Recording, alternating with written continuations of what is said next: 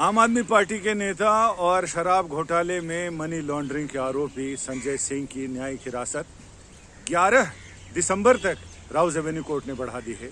इसके मायने बहुत दूर तक हैं, क्योंकि इस मामले में जब चार्जशीट दाखिल की गई तो संजय सिंह के वकीलों ने कोर्ट को ये आरोप लगाया कि चार्जशीट जब सीलबंद लिफाफे में दाखिल की गई थी तो मीडिया तक कैसे पहुंची।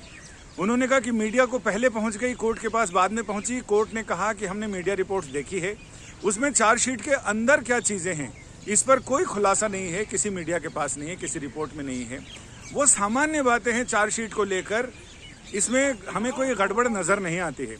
इस पर संजय सिंह की तरफ से उनके वकीलों ने यह भी कहा कि 60 पेज की रिपोर्ट है, अगर वो सीलबंद रिपोर्ट थी तो 60 पेज की रिपोर्ट क्यों है, और 60 पेज की रिपोर्ट मीडिया ने कैसे चलाई, मीडिया को कैसे पता चला। इन तमाम चीजों पर बातचीत के बाद ईडी ने यानी प्रवर्तन निदेशालय के वकील ने कहा कि इस रिपोर्ट को सीलबंद ही रहना चाहिए, क्योंकि इसमें गवाहों के नाम हैं और गवाहों के नाम अभी अगर रिवील हो जाए तो उससे केस की जांच पर असर पड़ेगा। इस पर कोर्ट ने यह साफ किया कि अगर आपको इतना ही संवेदनशील मुद्दा था तो आपने गवाहों के नाम इसमें मेंशन क्यों किए, आप बाद में भी कर सकते थे। संजय सिंह के वकीलों ने यह कहा कि ईडी को ये चार्जशीट वापस लेनी चाहिए और जैसी चार्जशीट ये कह रहे हैं गवाहों के नाम के बगैर, वो चार्जशीट दाखिल करनी चाहिए। लेकिन फिलहाल ये चार्जशीट सीलबंद लिफाफे में रहेगी या बाहर आएगी, इसे लेकर कोर्ट बुधवार को अपना फैसला सुनाएगा। कोर्ट ने दोनों पक्ष की दलीलें सुनने के बाद जजमेंट यानी ऑर्डर रिजर्व कर लिया है और संजय सिंह की न्यायिक हिरासत 11 दिसंबर तक बढ़ा दी है।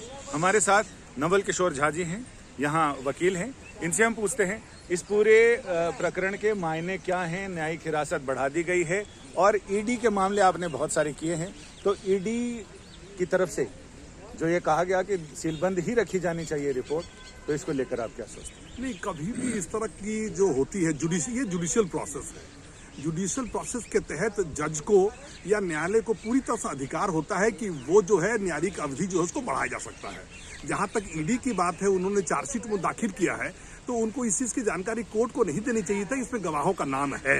क्योंकि ये कहना और कोर्ट के अंदर की भी गवाहों का नाम है इसके अंदर में, और जज साहब का ये कहना कि अगर गवाहों का नाम है तो ये आप बाहर में क्यों बता रहे हैं, तो ये मुझे लगता है कि कुछ ठीक नहीं है।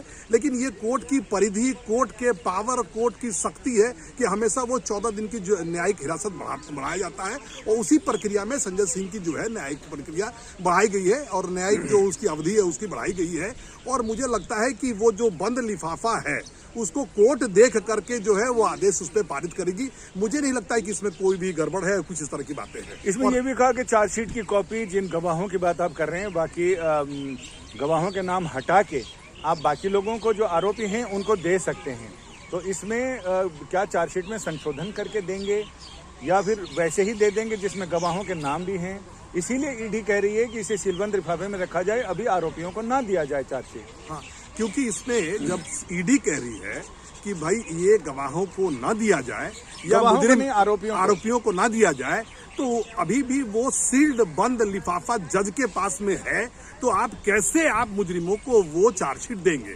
जहां तक सप्लीमेंट्री चार्जशीट की बात होती है तो जैसे सप्लीमेंट्री चार्जशीट तभी आप फाइल कर सकते हो जब पुरानी चार्जशीट को आप खोला जाएगा, और जब पुरानी चार्जशीट के अंदर आपने गवाहों का नाम और मुजरिमों को देने की बात कह चुके हैं, तो मुझे लगता है कि सेकंड सप्लीमेंट्री चार्जशीट फाइल की कोई तख्तर ही नहीं है और कोई जरूरत भी नहीं है। और मुझे लगता है कि ईडी इसे फाइल करेगी, जहां तक मुझे कानूनी जानकारी है तो वो फाइल भी नहीं करेगी। और अगले बार जब वो न्याय जो सुरक्षित रख लिया गया आदेश, उसमें कोर्ट जो है अपने आदेश पारित करेगी। यानी मुझे लगता है कि ईडी अगर सप्लीमेंट्री चार्जशीट दाखिल भी करेगी तो तभी जब कोई नया आरोपी गिरफ्त में आता है, हाँ, और उससे कुछ रिवील होता है तो शायद उसकी बातें मानी जाएगी। वैसे भी चार्जशीट के अंदर में कोई चेंज नहीं होता है। एक बार चार्जशीट आपने बना लिया और कोर्ट के समक्ष आपने प्रस्तुत कर दिया एक बार, तो दोबारा आप चार्जशीट में संशोधन नहीं कर सकते हैं, बल्कि चार्जशीट दूसरी सप्लीमेंट्री चार्जशीट फाइल कर सकते हैं। और जब आपने संशोधन नहीं किया और उसमें गवाहों का नाम है और एक बार गवाही का नाम उसमें आपने डाल दिया, तो खुलने के बाद आपको मुजरिम को देना, ये